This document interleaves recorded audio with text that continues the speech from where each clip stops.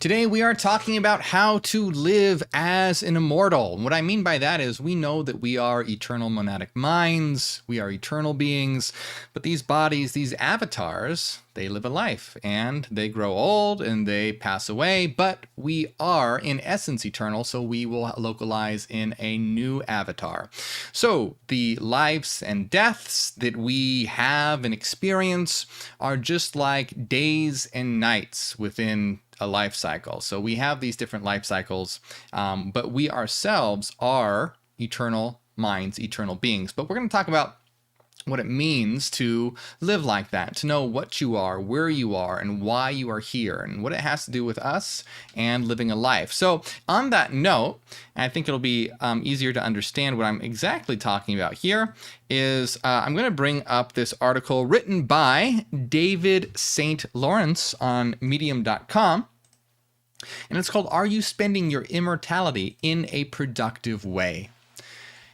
And first off, what I want to say about this is when it comes to being productive, I think we should alter it because we have a lot of emphasis in this capitalist society on being productive, being productive, being productive. And I think instead of talking about being productive, we should talk in terms of growth, actualization, and having meaningful experiences. So meaning, growth, actualization, these are the things that are important rather than this obsession with being productive that this capitalist society has foisted upon us. So as we think about ourselves as being eternal minds and eternal beings, because that is what we are, we want to think about maximizing our experiences in terms of growth, actualization, and having meaningful experiences, having satisfying experiences. We want satisfaction as well. We want happiness as well. So all these things are important. Satisfaction, happiness, growth, actualization, meaningful experiences, all these things we want to think about.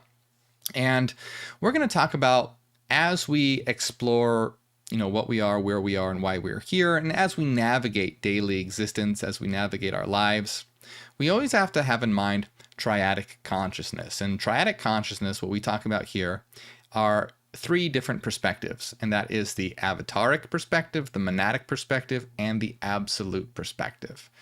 And these different perspectives allow us to experience reality in different ways. The avatar perspective, that's us in this particular life, in this particular body, with the particular ego that we have associated with this lifetime. It's your name, how you've grown up, your experiences, your history, everything associated with this particular life. And the monadic perspective, however, is you as an eternal being, an eternal mind. And you as an eternal mind and an eternal being have had many different localizations, many different avatars, many different past life experiences. So you as a monadic mind are an eternal being and have existed across space and time eternally. You actually exist outside of space and time in the frequency domain, but you experience the domain of space and time through different localizations, or sometimes traditionally it's been called incarnations, but we prefer localizations to get away from the religious and mystical connotation that goes with reincarnation. So we talk about relocalization, localizations to get away from that mystical connotation. And then finally, the absolute perspective is the perspective of us together as all reality and all existence. The absolute perspective is us as a single mind operating together as a multiplicity. So the singular perspective of us is all reality. That's the absolute perspective. And if you don't completely understand what these different perspectives are right now, that's fine. That's okay. But we're going to be talking about this as we go along here. So David writes, one of the disadvantages of wearing a human body is that our concern tends to be focused on keeping it fed and warm and securing safe shelter for it. And this is true, and we talk about this in terms of there's different phases that humanity goes through, or just reality goes through. This is the phase of survival, the phase of planetary civilization, and then the phase of planetary independence. Right now, humanity and us, we're in the phase of survival. And this is, like it's described here, focusing on surviving, keeping the body fed and warm, securing safe shelter. But it also leads to a lot of division and fragmentation because humans have gathered together in groups for safety, but then demonize other groups as being other and alien and foreign and a threat. Now you have all these different countries fighting each other because it's their country versus the other country. And you have this world of division that has really been generated from this survival phase. But we need to now transition to a new phase, the phase of a planetary civilization, where it's about thriving. And in this phase, we are going to understand that we are all connected and that we are all eternal minds and that we're all in this together. And then the focus will shift from survival to thriving. And then we can really start to have those meaningful experiences, growth, actualization, satisfaction. But we don't have to wait. We can have that now. In the future, when we get to that planetary civilization phase, we'll be able to optimize the world so that we're having these things together as a whole community. But we can talk about having this right now as much as we're able to. So the individual, David, right? Yes, David says, there is a wonderful payoff in terms of the sensations we derive from having a human experience. But will you be happy doing that forever in one identity after another with no memory of all your past incarnations? And this is true. Well, let me rephrase that. Having a body, being able to be having a space. So we as eternal monadic minds, we don't exist in the space-time domain. We're beings of frequency, beings of energy. These bodies are what allow us to experience a localized world, to experience a world of space and time. It's sort of like these bodies, it's like putting on a VR headset. If you put on a VR headset, now you're able to experience the VR world. Even though you're not literally in that world, the data that you're receiving allows you to experience that world. These bodies is what sends the data to us as eternal monadic minds to be able to experience this reality.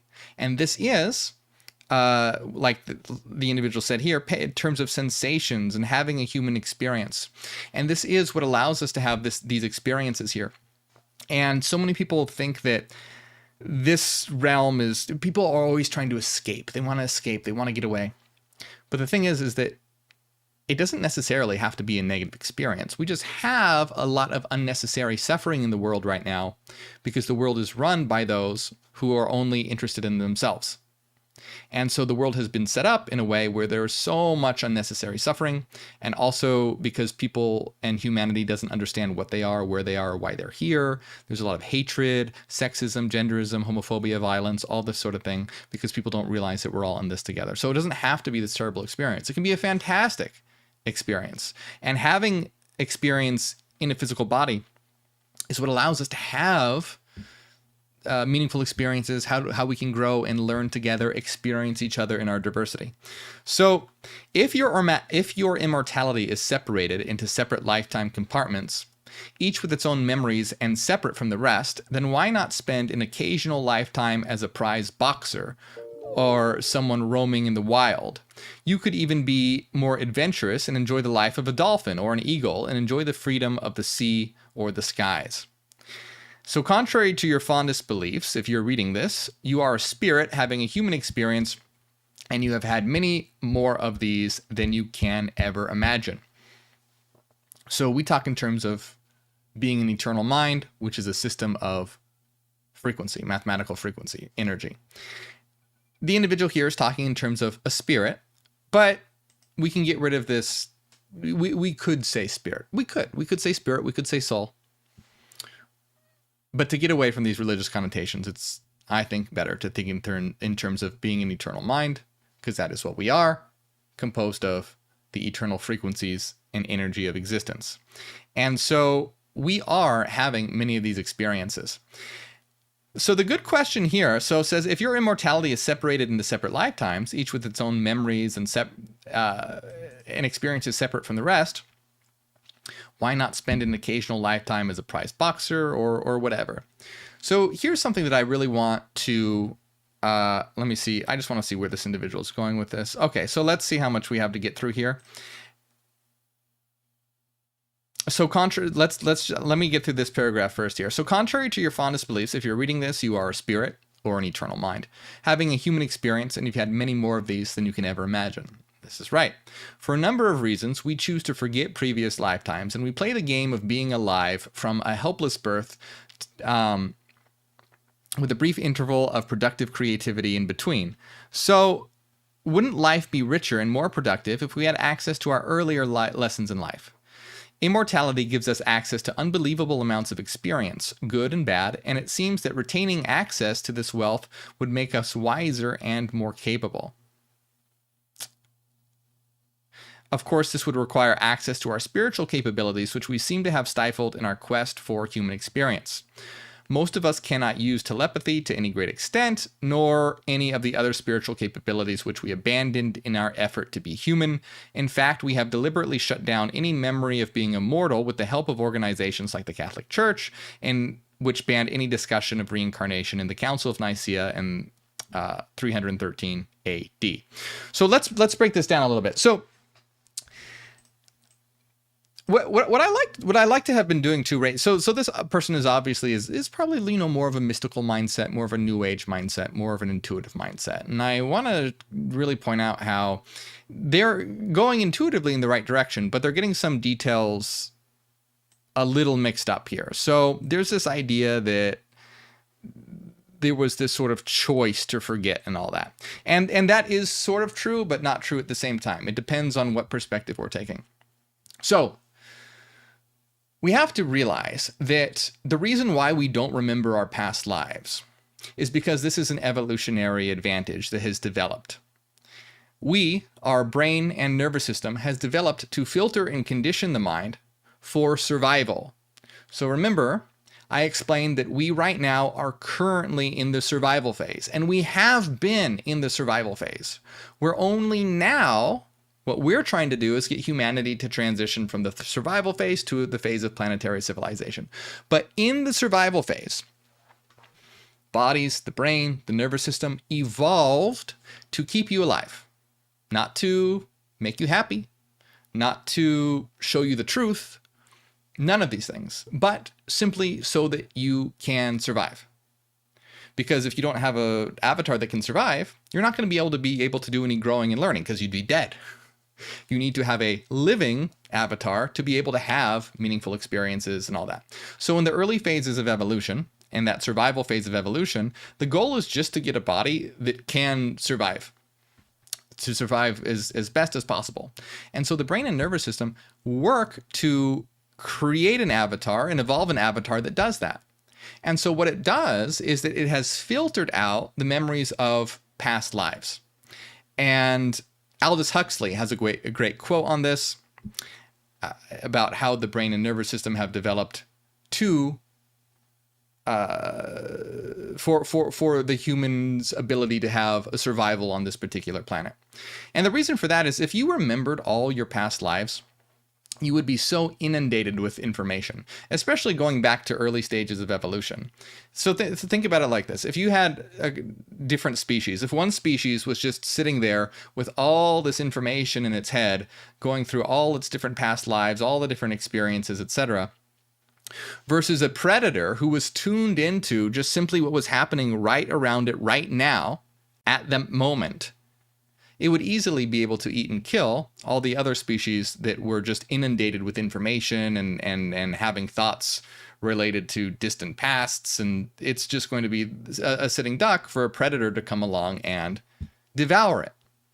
So it is a useful evolutionary advantage to filter and condition the mind so that it is focused on the information that is immediately around it right now. And this is why information of past lives gets filtered out. And it has done that through evolution. So because we are products of evolution, this information gets filtered out. But as we move to the phase of a planetary civilization and we begin to understand what we are, where we are, and why we are here, we don't have to just be focused on survival anymore, which means in the future, we'll be able to develop techniques and technologies that could allow us access to this information as we take evolution into our own hands and realize that it's not just about survival. We have survived, we've done it, good, we can get past this phase and now focus on actualization, growth, meaningful. See, you see how the mindset has to completely shift. Everything, nature itself has been completely devoted to survival. Now we have to get rid of that mindset, and it's really hard for humanity to do that. That's why there's so much war and bloodshed and fighting, because it's been conditioned for billions of years of evolution for simple survival. But we did it. We have created an avatar, we have evolved an avatar that can survive. We don't have to be stuck in that mindset anymore. We have to transition to a new mindset, which is a thriving mindset, where now, instead of survival, it's about helping each other grow and actualize and have a satisfying life and increasing quality of life and having meaningful experiences and gaining knowledge. We have to switch mindsets. So this is the reason for why we don't have access to our past lives right now. It's not this. Now, of course, we could go back to the very beginning of the universe, prior to the Big Bang. Now, prior to the Big Bang, there was a choice made to forget. But that's a story for another time. I don't have enough time to get into that right now. I've talked about it in my other streams, other videos. You can check that out. But for the purpose of now just focusing on Earth and humanity, that is what we're focusing on today. Oh, and also deliberately shut down memory of being immortal with help of organizations like the Catholic Church, which was banned any discussion. So I've done a video on the Council of Nicaea. What video was it? I don't remember, but I have done a video on the Council of Nicaea. Can't remember which. Damn. Anyway, I've got lots of videos on lots of things. So yes, the Council of Nicaea was a council that was gathered together and instituted by the Emperor Constantine in order to come upon an agreed definition of Christianity to keep the Roman Empire unified. And so, yes, the Catholic Church, backed by the power of the Emperor and the Emperor Constantine, destroyed anything that contradicted, burned the books, killed heretics, exiled people who disagreed with what they decided Christianity was. And it did entail, yes, there's a form of Christianity called Gnosticism where reincarnation is involved. There's a couple different forms of Christianity where reincarnation is a part of that. And so, yes, they did stamp out these ideas. Now, and why? Well, for control and power, of course, for control and power.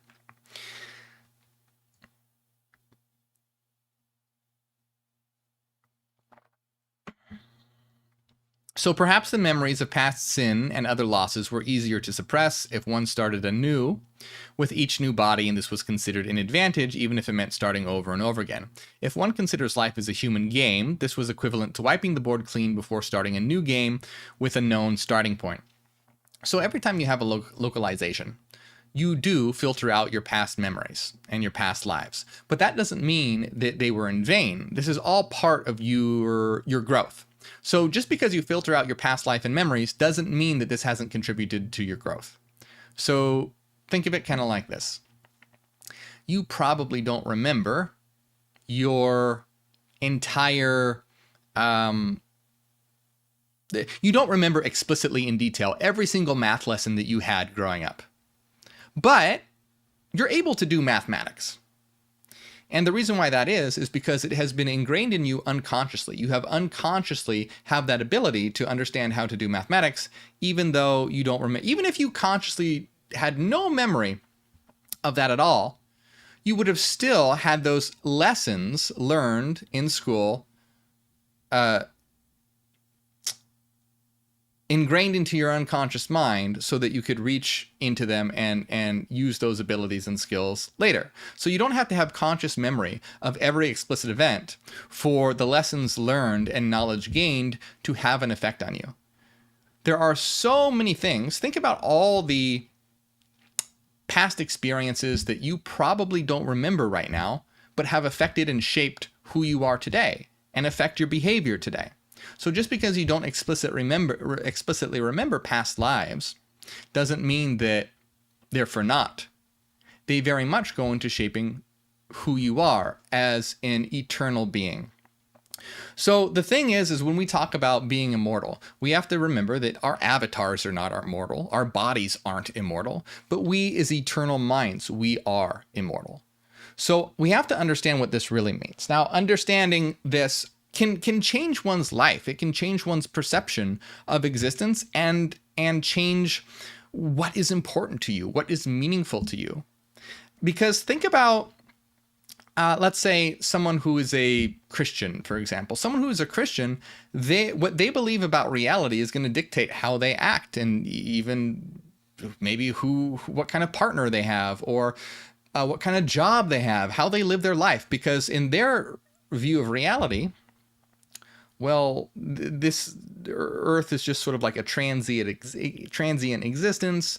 The real goal is to please God and go to heaven. So all their actions are going to be devoted to pleasing God and going to heaven.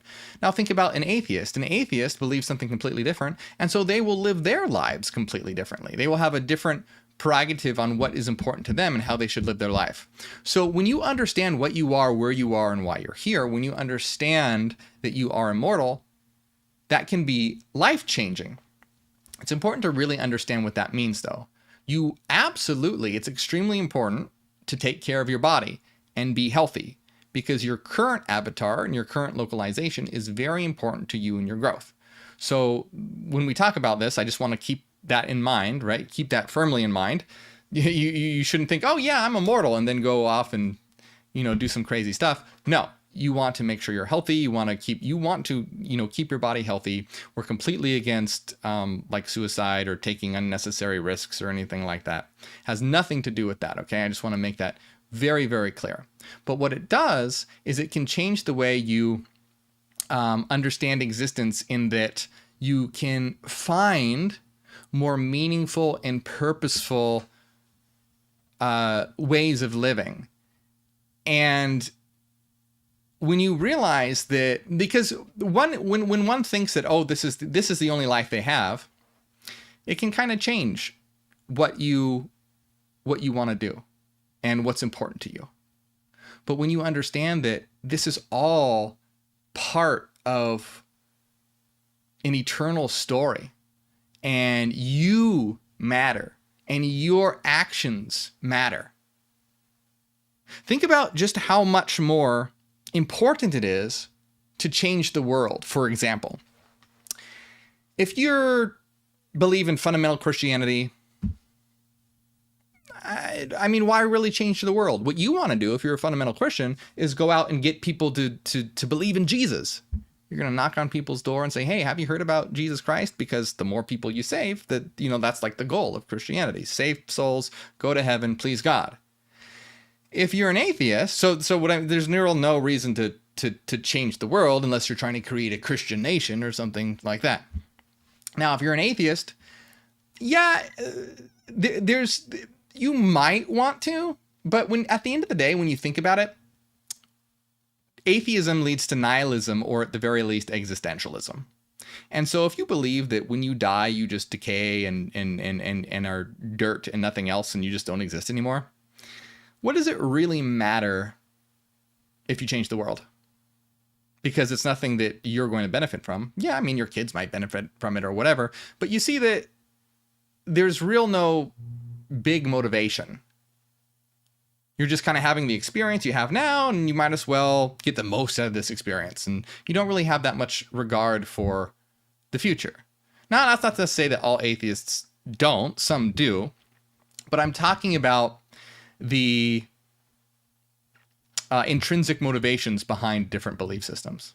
But if you know that you are eternal, and that we are all eternal, and that we're all in this together, and that as you shape this world and we shape this world, we ourselves will be able to directly benefit from this, because we're going to localize again. And when we localize into a new world, a beautiful world, we'll be able to have more and more interesting, more satisfying experiences together. So you can see that when one understands what existence is, there's this whole new range of motivations, reasons for being, and it can lead to, if more people understand that this isn't just a flash in the pan life or bowing to a god, but rather we are directly involved in creating better experiences for ourselves and each other. So you are an eternal mind, and you as an eternal mind are immortal, and you as an eternal mind are a shaper of reality. That's what you are. And that is why you are here, is to help shape reality and help shape existence so that we can all have a better life together. And with that knowledge comes the ability to really know what's important in life. And so I just want to take a look at this article here, see if there's any more from it that I want to get to before I go off onto some tangents here.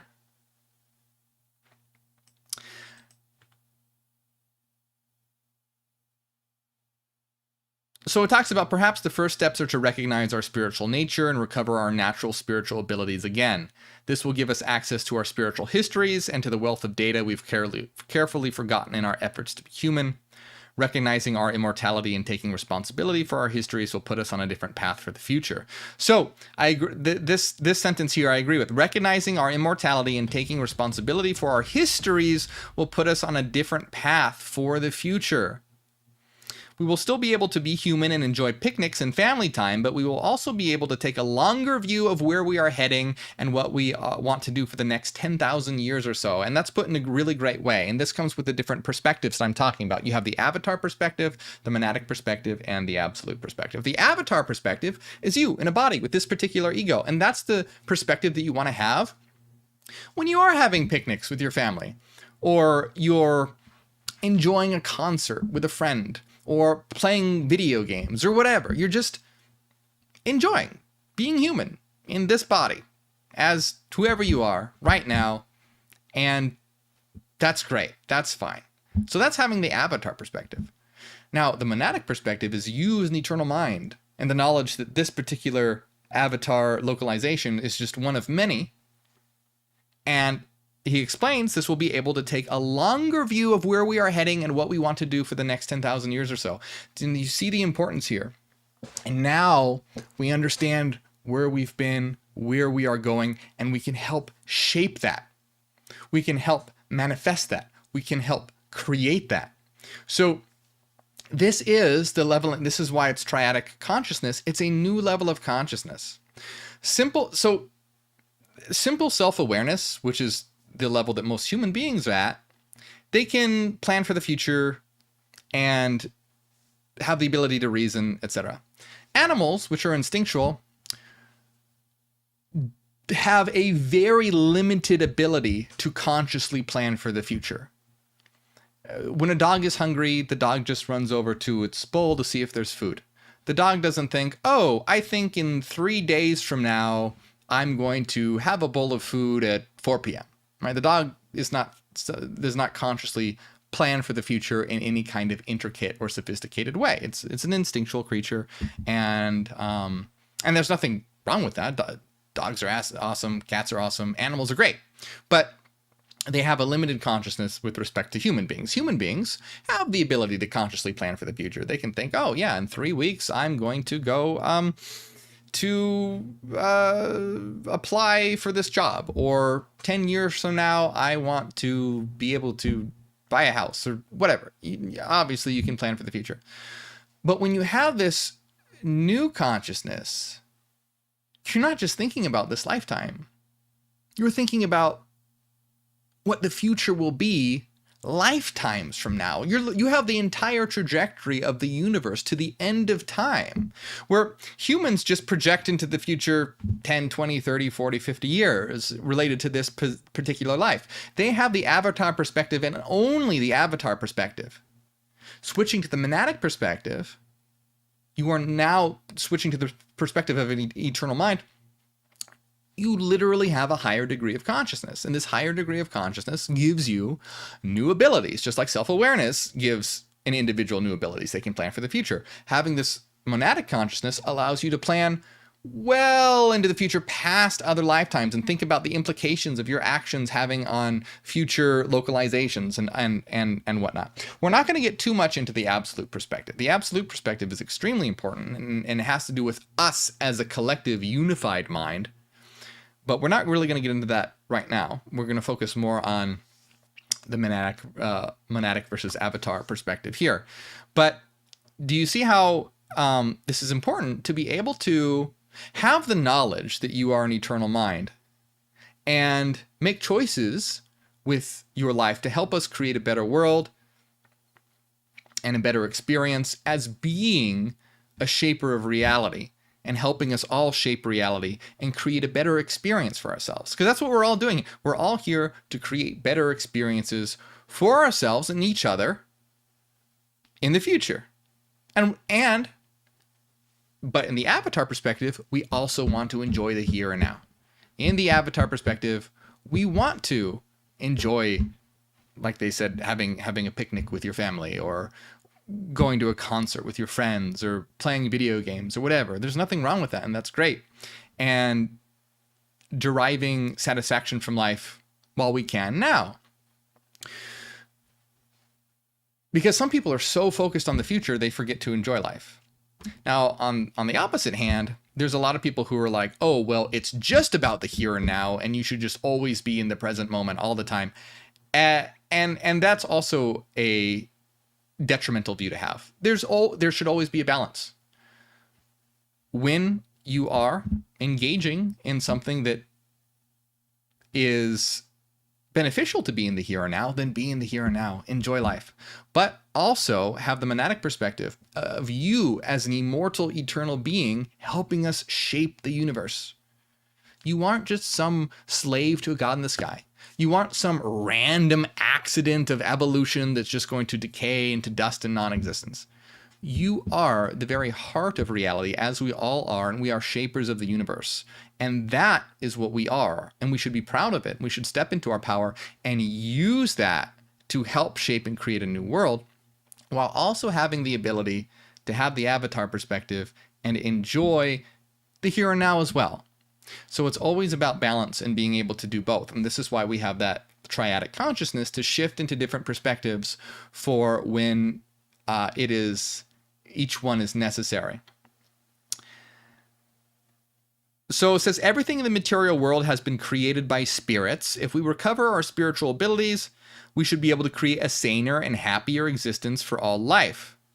The uncoordinated activities of spirits have created the chaotic material universe we experience today. Regaining our abilities to create on a grander scale might give us a happier future existence, provided we learn from the mistakes of the past. We already have immortality. Now we have to make use of it to change the game of life for the better. And I love this. I didn't, even know this person was going to say this. I just skimmed this article real quick. I love this. So this is great. But let me just address a couple things. So everything in the material world has been created by spirits. Well, what does that mean? Was there a bunch of spirits that got together and started like using their magic to create planets and stars? No. So let's get rid of the word spirits, and we are eternal monadic minds. That is what we are. The Big Bang, that was us, and that it wasn't like any sort of I don't want to get too, I have other videos on this because I'm just going to go off if we talk about this. But long story short, this reality is formed by our collective frequency contents, because reality is energy and frequency, and that's it. And the transformations of those frequencies and energies take the form of space-time. We are eternal beings of frequency, of thought. So all this reality is composed of our collective thought. Just like when you go to sleep and dream, that dream world is composed of your individual thought. This world is a collective of our thoughts as a collective, as a group, as a collection. So evolution has been occurring unconsciously. And we've been in that phase of survival. But as we now step into this phase of being able to know what we are, where we are, and why we are here, and transitioning to this phase of a planetary civilization, we can create a happier and more sane existence. And that's a good thing to emphasize, because god damn, this world is fucking crazy. But it's not like we're just going to suddenly gain magical abilities. Just because we understand what we are, we're not all of a sudden going to start being able to levitate things, and we're not going to transform the world by like all meditating together or something like that. No, we're going to transform the world by initiating real change together, with the goal in mind of creating a new world, and a world that is about thriving rather than survival, by taking real actions in the world and helping raise people's consciousness and understand these things. It's not, I think some people misunderstand and think, oh, we're all going to gain superpowers no, it's not. It's nothing like that. With the knowledge of what we are, we can then build a world that reflects that. And it says the uncoordinated activities of spirits have created the chaotic material universe that we experience today. So the uncoordinated activities of us as monadic minds localizing in bodies have given rise to the shit world that we have today. What that means is that the world is very uncoordinated, in that everyone wants different things. They want different goals. It's this country versus that country versus this nation versus that nation versus this religion versus that. It's all fractured, divided, and uncoordinated. What we have to do is become more synchronized, which means become aligned in a unified goal of creating a better life, a better world for us all here today, and getting rid of all this unnecessary suffering that we have. So as we synchronize and coordinate, we can create a better world, because we're all on the same page. We all are, and we have to do this by raising consciousness, so people understand where they are, what they are, and why they are here. Because if people don't understand that, we're never going to be able to synchronize, because everyone's going to argue about, well, my book says, my Bible says this, and my holy book says that, or we're never going to get on the same page until humanity raises its consciousness. Then we can create a planetary civilization. But that consciousness shift must happen. Just like a pack of dogs can't come together to create a sophisticated city, they don't have the conscious capacity for that. It took rising up, and it took the development of self-awareness for a creature, humanity, to be able to create sophisticated cities and societies, modern civilization. But now to create a planetary civilization, there has to be another shift into hyper-awareness, being able to understand really what we are, where we are, why we are here, because we'll never be able to create that planetary civilization until that shift in consciousness occurs. Just like animals can't go create a sophisticated city, because that shift in consciousness has to occur. So this is why it's so important to be able to raise the collective consciousness. That's not just some buzzword. It's about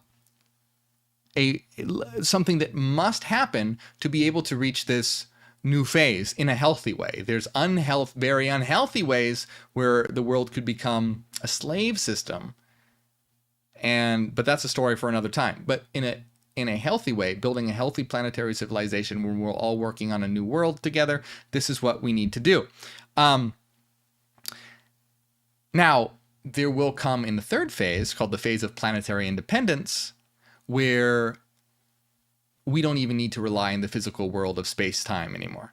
And we can generate our own collective frequency domain, and then we will be able to shape worlds through mind. But that's a long ways away. That's a third phase, and humanity's not even in the second phase yet. So that's another story for another time. But so regaining our abilities to create on a grander scale might give us a happier future existence, providing we learn from the mistakes of the past. And this is important. We already have immortality. Now we have to make use of it to change the game of life for the better.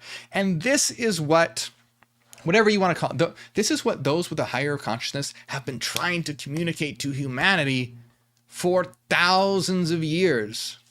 This is such an important line. We already have immortality. Now we have to make use of it to change the game of life for the better. introductories on the Gospel of Thomas. This is the message of the banned Gnostic book, the Gospel of Thomas, where Christ is basically saying, you are divine right now, and the kingdom of heaven isn't in the sky and it's not under the sea. It's right here, right now, all around you. You just have to realize it. So it's all about a shift in consciousness. Think about, again, it's a really good way to think about animals versus humans. Think about an animal, dog, cat, whatever, and a human being. They're both in the same world, but they experience the world in an enormously different way. A cat and a dog, they don't know what cars are. They don't know what computers are. They don't know what governments are. They don't know what politics is. They don't know what philosophy is. A cat, a dog, and a human, they all exist in the same world, yet they live in completely different worlds because of that difference in consciousness. So likewise, saying the kingdom of heaven is all around you, you just need to be able to see it. And saying when you shift into that new phase of consciousness, you realize that this world is our creation and it's up to us to shape it, and it can be whatever we want. The kingdom of heaven is for us to build and create right now. And it takes that shift in consciousness. And remember, when I'm talking about like the kingdom of heaven and all that, I'm being metaphorical. I'm an ex-Christian. I do not. It's metaphorical. It's symbolic. Okay. Don't actually believe in heaven and hell and Jesus and as a person who rose from the dead or anything like that. These are metaphors. These are stories for important truths. So this message is incredibly important. Immortality. You know, you have all these people trying to find immortality. We are immortal already. Our avatars aren't. Okay. So it's very important that you are, that you're healthy and you take care of yourself, and that you, take all the steps to make sure that you're in a healthy avatar. It's a really important part of what we talk about here, making sure that your health is good, making sure that you're taking care of your mental health as well, because this experience is really important. We want to make sure that we have the best vehicle possible for this experience. But we already have immortality. Now we have to make use of it to change the game of life for the better. That's what it's all about. People complain about how shitty the world is, and the world is real shitty. But we have to have that. It's up to us. There's no second coming. Jesus isn't going to come from the clouds and make everything better. There's no savior. It's us. We are here. We are it. It's our job to help shape the world and help change the world. So the idea here, and this is what's extremely important, is understanding that difference between the avatar mode and the monadic mode. The mode of you just being the story of you and who you are right now in this particular localization, and then you as an eternal mind that has always existed and will always exist. And you can use, how does one live as an immortal? Well, in the avatar mode, you can still take part in all the things that you love to take part in. Going to concerts, listening to music, spending time with your friends. But you also have that new consciousness and new awareness of you as an eternal mind and eternal being that can plan into future localizations, future iterations, and help us shape and create a new world now. That's what it means to live as an immortal. To live as an immortal doesn't mean like, oh, I want to live forever in this body right now so I can just, whatever reason that people want to be immortal want to do. I don't know, get rich and buy cars and yachts. Whatever people want to do. That's not what living as an immortal is. Living as an immortal is understanding that it's that shift in consciousness, understanding that you are already eternal,